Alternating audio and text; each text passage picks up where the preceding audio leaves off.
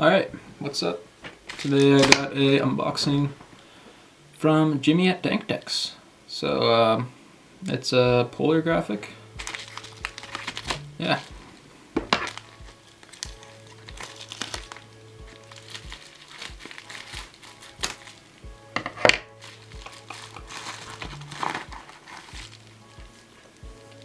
Some unique stickers.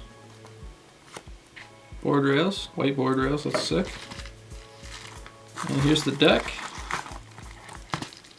33.5, it's just hella wide, it looks sick.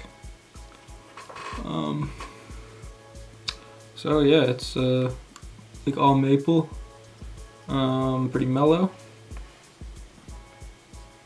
Kicks are like almost symmetrical, the nose is a bit bigger. Yeah, so go hit up Dank if you want a custom.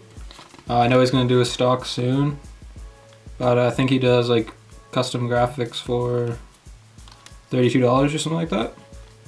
Like any graphic, so that's really cool. Thanks, Jimmy, and thanks for watching.